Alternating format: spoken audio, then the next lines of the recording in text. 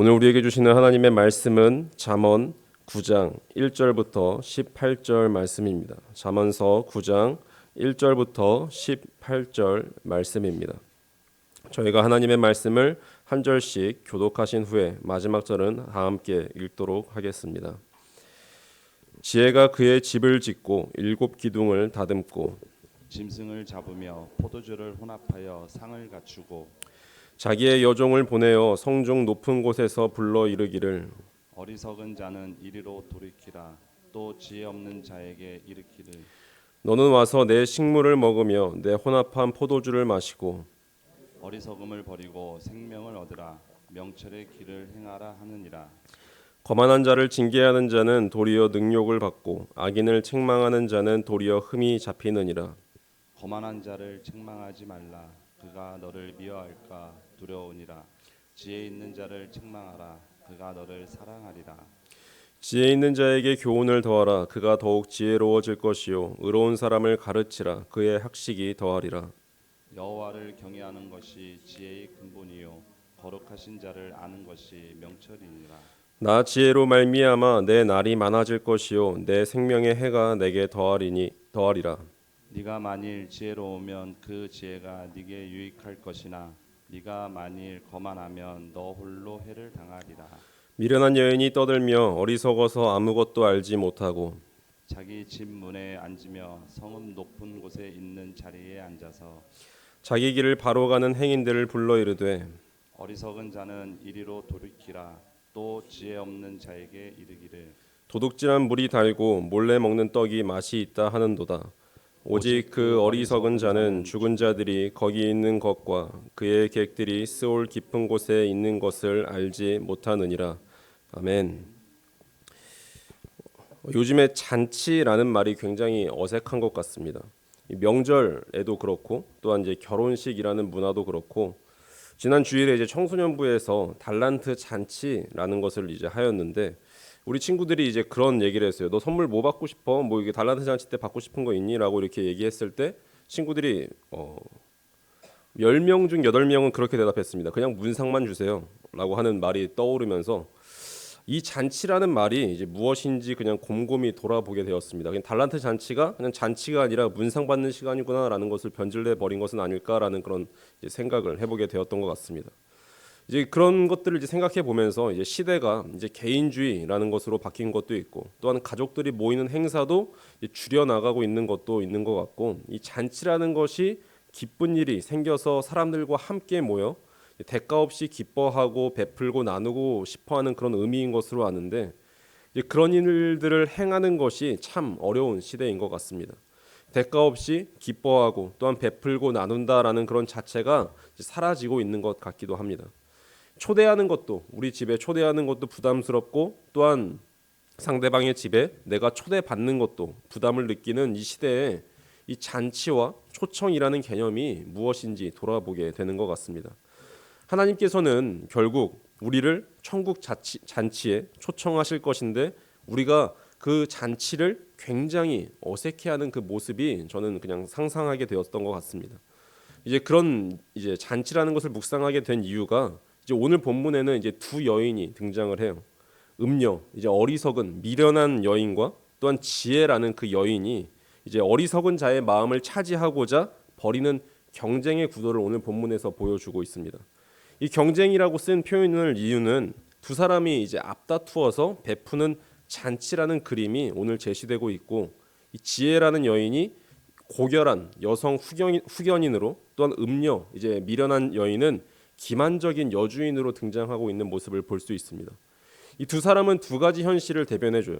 하나는 하나님께서 이 잠언의 가르침을 옹호하신다고 믿는 여호와 경외 신앙이고 다른 하나는 관능적인 삶을 누리고자 계시된 지혜를 무시하는 태도입니다. 이 지혜라는 것은 어리석은 자들에게 옛 삶을 버리고 자기가 베푸는 이 풍성한 잔치에 참석해서 지혜롭게 되라라고 하면서 초대를 합니다.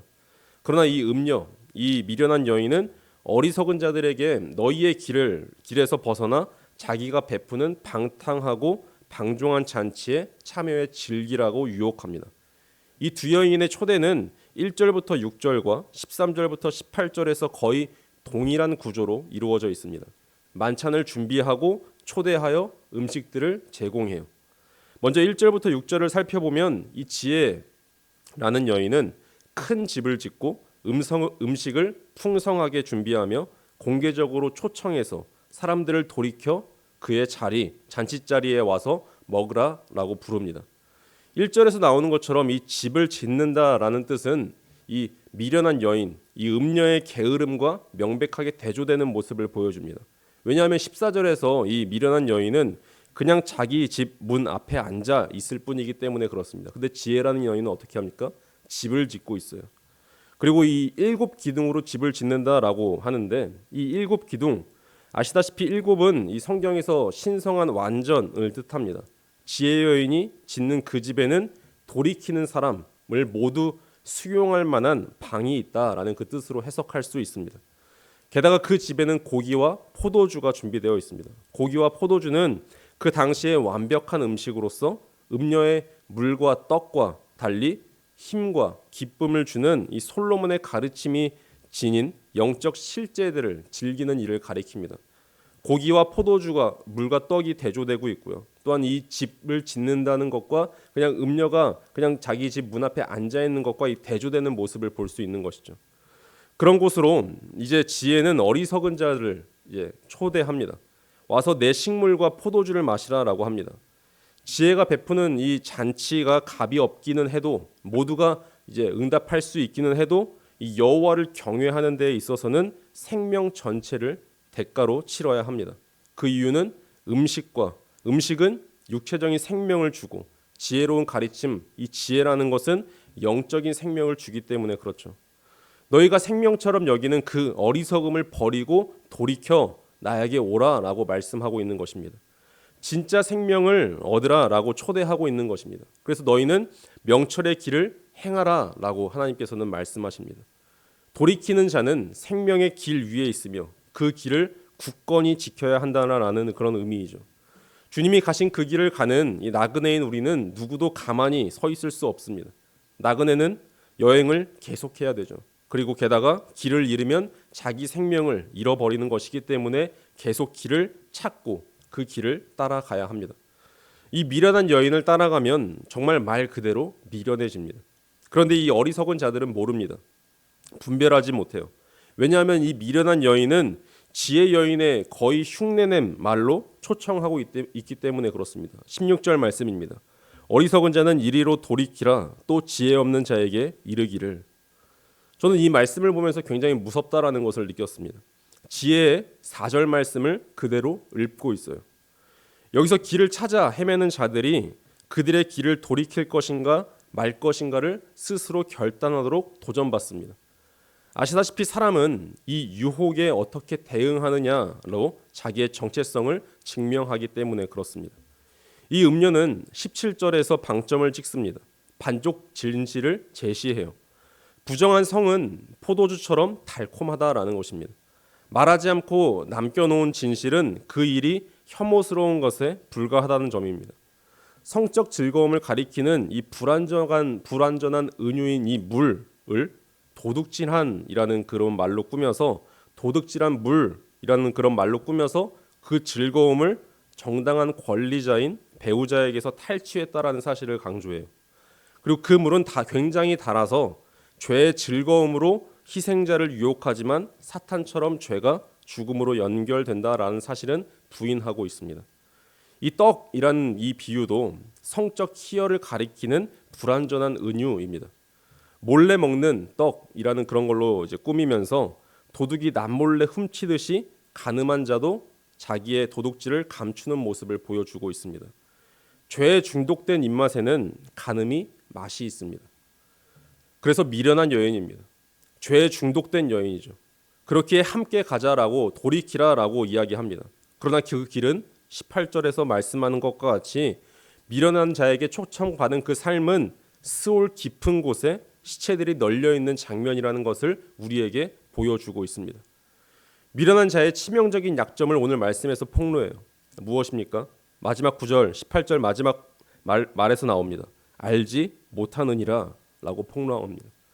미련한 자는 하나님께서 도덕 질서를 정하시고 의로운 자에게는 생명으로 상 주시고 악한 자는 죽음으로 벌하시는 것을 깨닫지 못합니다. 알지 못하는 것이죠. 그래서 미련한 자입니다.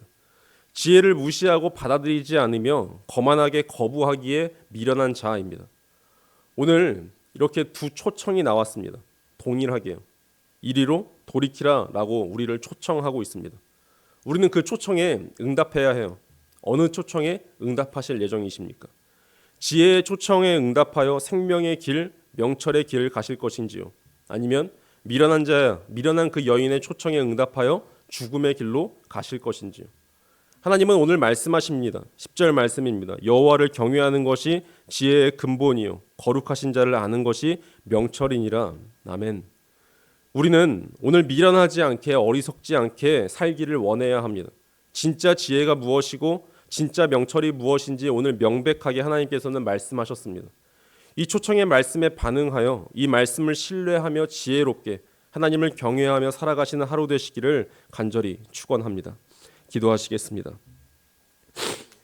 후히 주시고 꾸짖지 아니하시는 하나님 아버지, 우리가 지혜가 부족합니다. 그래서 오늘도 지혜를 구합니다. 후히 주시고 꾸짖지 아니하시는 하나님 아버지를 신뢰하며 살아가기를 간절히 원합니다. 미련하고 어리석은 유혹을 분별할 눈과 귀를 열어 주옵소서. 유혹을 우리가 거절하고 하나님의 천국 잔치 초청에 응답하여 생명을 얻어 명철의 길을 가길 간절히 원합니다. 우리의 마음의 문이 열려 하나님의 말씀에 더욱 귀 기울이게 하시고 말씀을 묵상하고 행함으로 인해 각자의 삶의 자리에서 성령의 열매들을 맺으며 살아가게 하옵소서. 오직 주님께 영광 돌리며 살아가길 간절히 원합니다. 홀로 영광 받으시옵소서.